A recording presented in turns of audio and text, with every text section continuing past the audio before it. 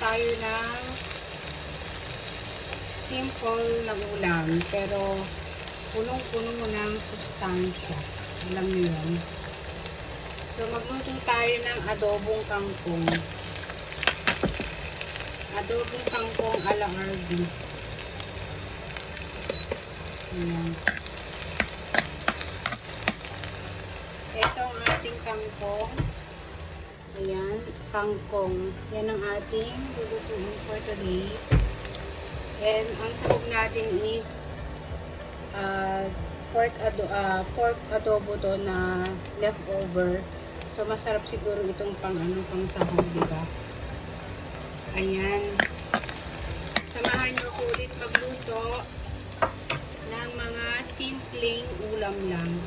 So ilagay na natin ang shabuyas or sibuyas or onion. So ito lang ang aking mga recipe. Napaka-simple. So ayan. Ang bango-bango. Ayan, tutuloy natin ang bawang at ang sibuyas. So, I'm sure masarap na naman ang aking recipe. Ang ulam for today. So, syempre, lagyan natin ng mga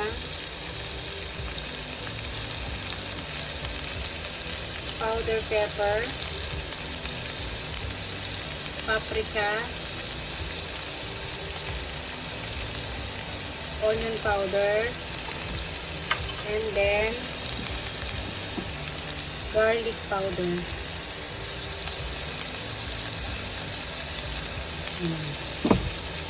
So, napakasimple mga langga.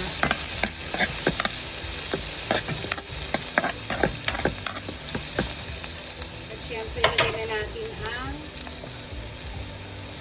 pang mabigatan na sahog, leftover na pork. So, ayan. I'm sure masarap yan mga langga. Kasi, yung sahog ko is may tinta na, diba? So, mas lalong sasarap yung mga langga. Ayan.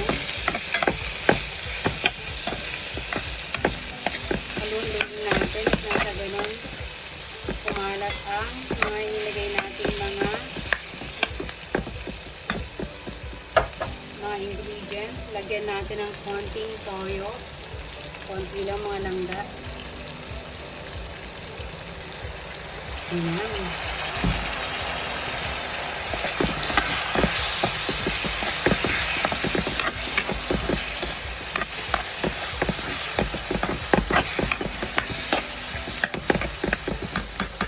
So, ayan.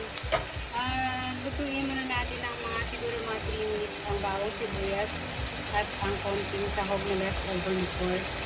So, takpan muna natin sila mga 3 minutes. Mga langga. So, ayan. Tingnan natin. Oh my goodness. Pwede na natin ilagay ang kangkong. Tapos, ang dami mga langga. Ang dami. Ang daming kangkong. So, ayan. Ayan siya. Punong-puno siya. Pero mamaya kasi malalanta naman yung mga langga. Kaya okay lang.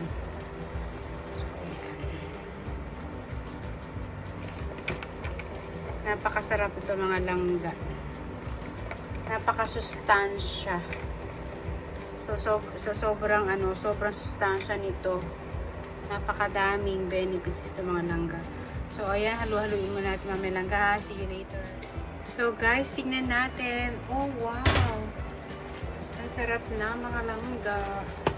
So ayan siya ngayon. So lagyan natin ng ito oh. Lagyan natin ng oyster sauce.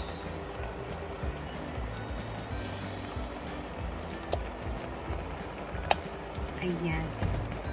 Konti lang mga langga. Kasi baka sumobra. O diba? Green na green ang light ni Harvey Wonderlust. So although my favorite color is green, so ayan na nga. So lagyan din natin ng suka. Yan, suka. Yan, tansya-tansya lang yan. Okay na yung mga langga. At pagkatapos, lagyan natin ng brown sugar. At sa ganun, mag-balance ang tamis at anghang. So, ayan na langga. Napakasarap. Sobrang sarap na.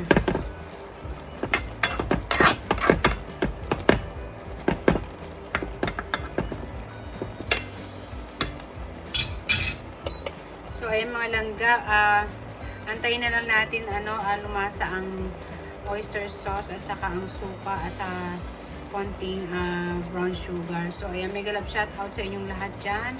Team Solid ka langga, langga Emily 19 official, langga Make the Day, mega love shout out. At sa aking mga ka-YouTuber dyan, sa mga walang sawang sumusuporta sa aking video, mega love shout out. Don't forget to like and share and mag-subscribe na rin po kayo mga langga. So, ito ang napakabisa at napakaganda sa lutong bahay. Yung, alam mo yung ikaw yung nagluto, malinis ang iyong luto, hindi ba?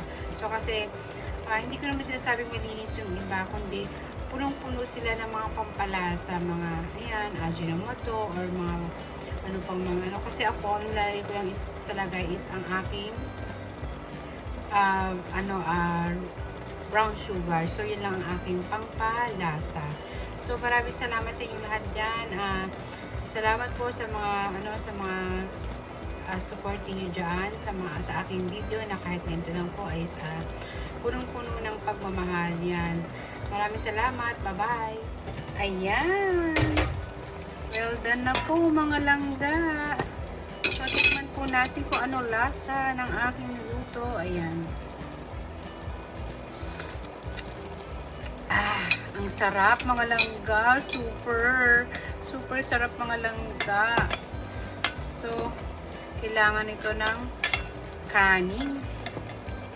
So, siyempre, ang sarap-sarap ng lasa niya. Tamang-tama yung leftover kung adobong baboy. Ang sarap. Sobrang malasa. Ayan, penging kanin mga langga.